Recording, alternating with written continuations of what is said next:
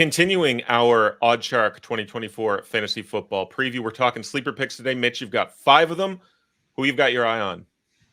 Yeah, I got a lot. Let's rapid fire through these. My first one is Zamir White, the Raiders running back. You get him around pick 70. Like, are they going to pass the ball much with Aiden O'Connell or Gardner Minshew at quarterback? This team is going to run. He looks like the presumptive RB1. It's Alex Madison behind him, like Amir Abdullah, who I just learned was still in the NFL as their third running back. And Zamir White started the final 4 games last year, averaged 100 yards per game, like 2 receptions per game. That's called fantasy points in a PPR format right there. So I love him around pick 70. He was getting fed last year. Like, he is clear-cut Raiders #1. Like, we could be looking at top 8 RB1 upside with him. For sure. And you're getting him, like, as the RB30. He's one of the value picks. Like, he could bust. He could lose his job to Madison, but he's probably my best value pick on the board right now. Another juicy value pick. Rashee Rice might get suspended to start the year. Hollywood Brown has this weird injury that I'd never heard of before. I don't know how long he's going to be out for.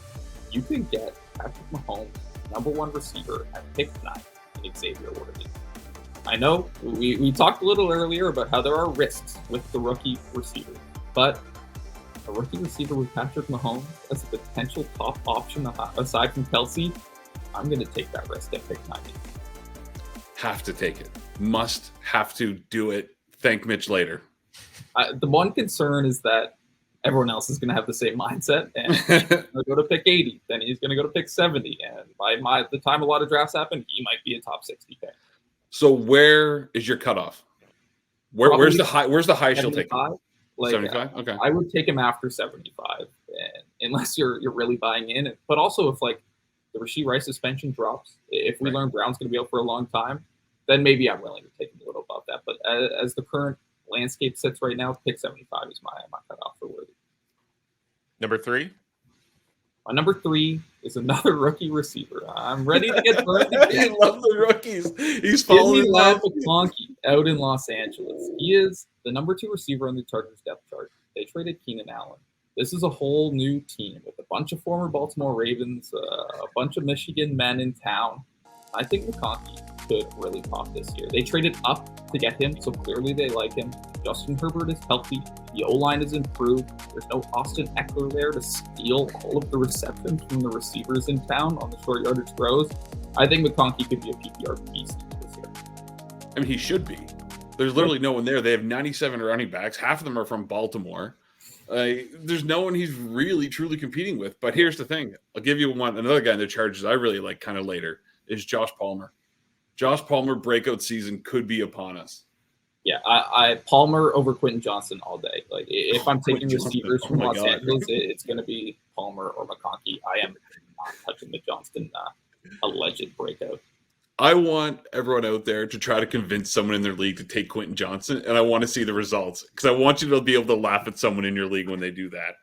And the TCU highlights for him just over and over. Waited for that guy to break out all of last season. Steve and I were actually talking to a former NFL wide receiver the other day. Super high on Ladd McConkey. Who do you got at number 4, Mitch? This is kind of another receiver, more of a mid-range target. You can get him around pick 150. So this is a good little value pick. Kehlani Shakir.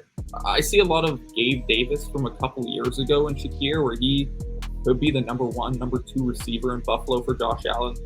There's nobody else to throw the ball to there. I think Keon Coleman could potentially be a big old bust. And there's no Stephon Diggs. Dalton Kincaid I like as the tight end, but Shakir's the number 1 receiver in Buffalo. He's going to have a big year. Had 600 receiving yards last year. I think he could take the jump to the 900, maybe close to 1,000, get a couple touchdowns. It's a good value player on pick 150. Dude, you should be afraid that I love some of these picks so much. Like, I love Zamir White. Xavier Worthy, sure. Ladd McConkey, love him. Man, I love Kehlani Shakir. I don't want to tell anyone in my league about him. I want to shut up. I avoid all talk about Kehlani Shakir in any group text, any group chats. Leave him alone. Keon Coleman's a good rookie receiver, but the problem with Keon Coleman in Buffalo is that Josh Allen's going to have to trust him to go up and get the ball because he's not going to get separation. He's not going to break away from these guys. He's not going to be wide open. You have to trust he's going to just be there when you want him to get the ball. Kehlani Shakir is going to shake people. He's going to be in the slot. He's going to be open. Kincaid on one side, him on the other. Allen's going to be a threat. Shakir kind of had a mini breakout last year when he was given the opportunity, but this year could be Khalil Shakir season as I stumble through the words. No, I'm Mitch, right there with you. Mitch, wrap it up here. Give us the 5th sleeper pick that you absolutely love this year. Okay, this is a deep one. Might need to be in your deep leagues. Might need to be a bench stash. But I think there's going to be another breakout for Darnell Mooney. We saw a big year from him with the Bears in 2021. He had 1,000 receiving yards and 4 touchdowns. I think he could repeat that this year with Atlanta. Rondale Moore sounds like he's going to be out for maybe the whole season. He's toast. Mooney slides into the number 2 receiver role. I have a lot of love for Drake London, but he's also had some pretty flawed performances. There's a good chance Mooney becomes a favorite target for Kirk Cousins at some point this season. We've seen Cousins carry a couple receivers to some big years in Minnesota. I think if Mooney stays healthy and shows that 2021 form, he could be the top option for a very good Atlanta offense. I fell for Darnell Mooney before. I won't be doing it again.